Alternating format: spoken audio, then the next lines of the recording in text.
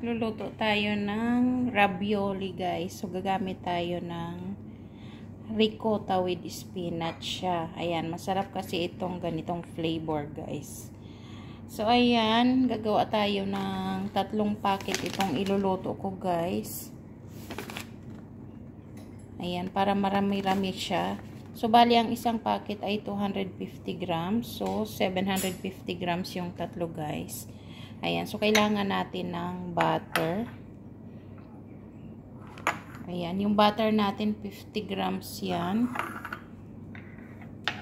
Ng isang onion dice. Ayan, yung malaking onion yan. 1 teaspoon na garlic. Ayan. Garlic puree siya guys. Tapos gagamit tayo ng fresh cream. Ayan. Yung pang-cooking yan na fresh cream guys. 1,200 ml.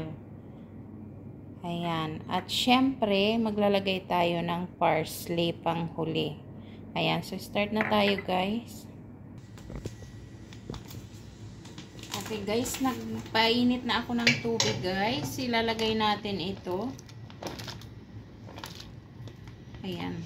Ilalaga muna natin siya para madali na siya. Kapag nagawa tayo ng sauce, luto na siya talaga.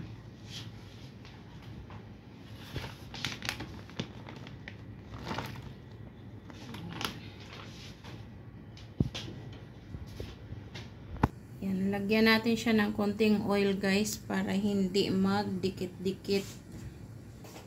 Ilagay natin yung butter guys. Isabay na natin yung onion habang pinapatunaw natin yung butter.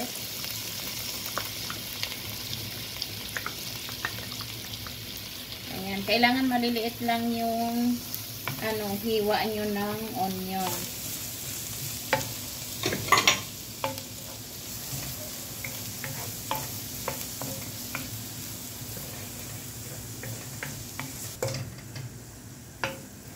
Ayan guys, patunaw na yung ating butter.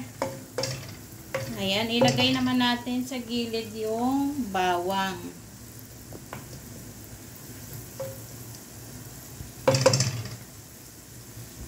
Pag nauna siya baka mag-brown. White sauce ang gagawin natin kaya dapat walang sunog yung bawang o sibuyas.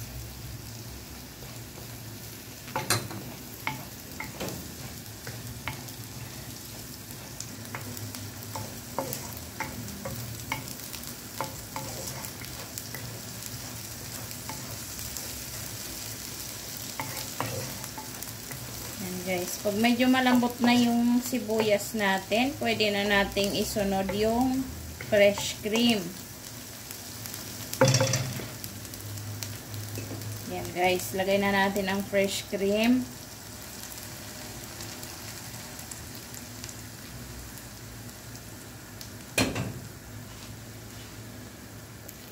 Ayan, halu-haluin yan.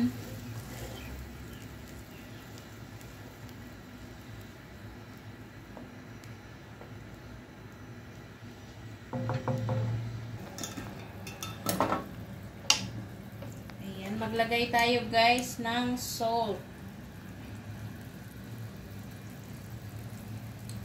Ayan, 1½ muna na teaspoon. Siyempre, tikman muna natin yan kung okay na. Kung matabang pa, pwede kayong magdagdag guys. Ayan, kayo na ang magtansya ng ng alat.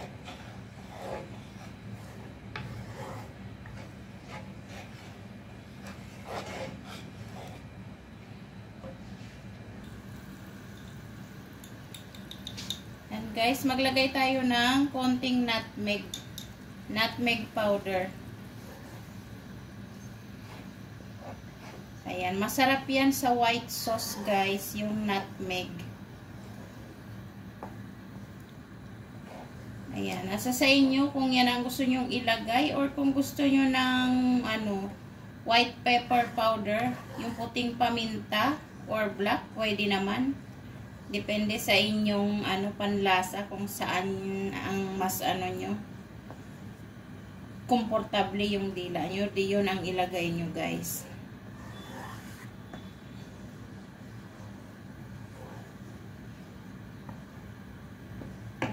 Ayan. Siyempre, tikman natin kung okay na yung kanyang lasa. Ayan. Pwede pa magdagdag, guys, ng asin.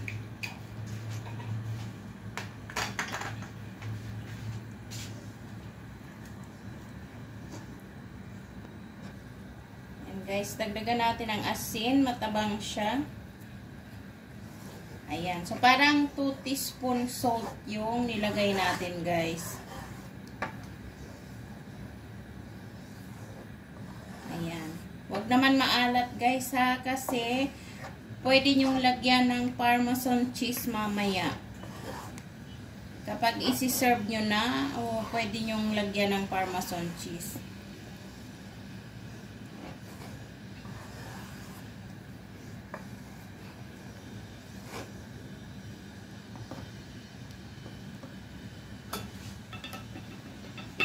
Nating ilagay yung ating ravioli. Ayan. Hindi ko ito masyadong pinalambot, guys. Hindi ko siya masyadong pinalambot para may time pa siya na ilagay dito sa sauce. Ayan. Para mas mag-absorb yung lasa niya.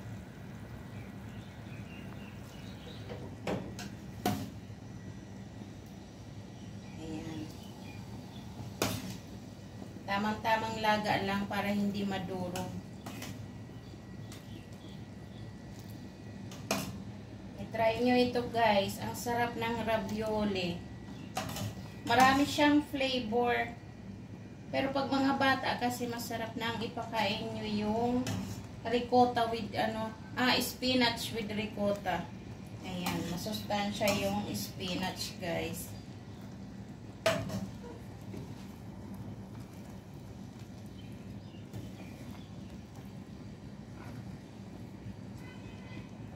Ayan. Pwede kayong mag-adjust sa fresh cream, guys, kung ayaw nyo ng maraming sauce. Ayan.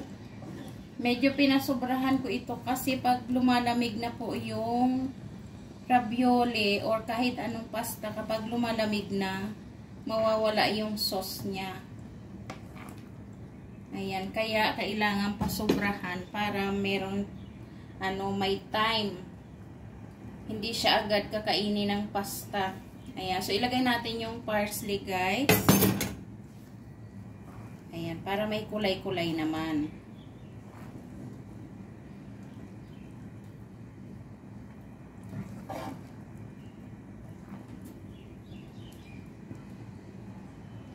Ayan, guys. So, ready na ang ating ravioli. Ayan. Pwede nyong lagyan ng Parmesan cheese kung gusto nyo, guys. So, ito, okay na ito, guys. Luto na siya. Ayan. Luto na ang ating ravioli, guys. Ayan. Sana nag-enjoy kayo sa panonood. Ready to eat na. Maraming salamat. Guys, kukuha tayo at titikman na ni Budots. Ayan, kuha natin si Budots kasi siya ang ating videographer, guys. Kailangan natin tikman ang ating tester at videographer. Yan. Tapos, lalagyan natin siya, guys, ng yan, guys. Tapos, brushan lang natin siya ng Parmesan cheese. Ayan. Kung gusto nyong marami, pwede naman, guys. Kayo na ang mag-decide niyan. Ayan. Medyo maalat-alat po ang Parmesan, kaya huwag nyong sobrahan. Ayan.